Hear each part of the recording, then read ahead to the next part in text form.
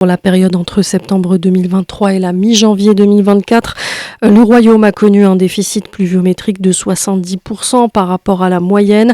Les premiers à ressentir les effets de la sécheresse sont les agriculteurs et les agricultrices.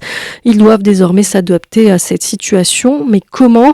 Candice Mazotomazik a rencontré Zineb Benrahmoun qui est installée dans la campagne de Salé et pratique la permaculture au jardin de Souhoul. Reportage sur place. 2,3 hectares de terre en pente. Légumes, fruits, graines, plantes, Zineb Benrahmoun liste avec fierté tout ce qu'on peut y trouver.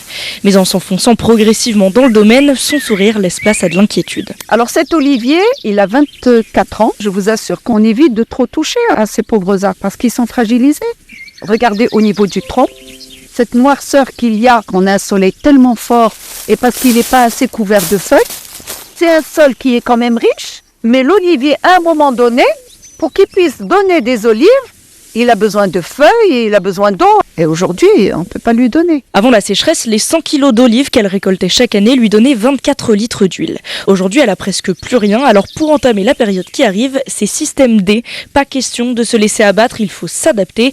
Parmi les solutions envisagées, créer une protection naturelle autour de ces plantes. Donc on prend le bois qui est très riche, on le broie, on le mélange avec du fumier.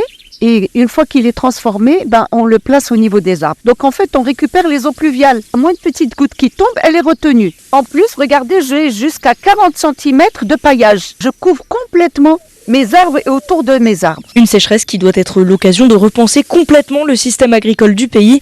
Et pour ça, elle a un plan bien précis. On a besoin d'être plusieurs à travailler en agroécologie dans la démarche de la permaculture. On a besoin que les terres soient reboisées. Il faut arrêter avec cette irrigation qui est obligatoire. L'irrigation doit être occasionnelle. Et pour ça, il faut travailler sur le sol vivant. Si Zineb Benrahmoun confesse qu'elle n'est pas la plus à plaindre, des milliers d'agriculteurs vont souffrir de cette 6e sécheresse. Au Maroc, 14% des exportations reposent sur le secteur, un domaine qui embauche un tiers des personnes en âge de travailler.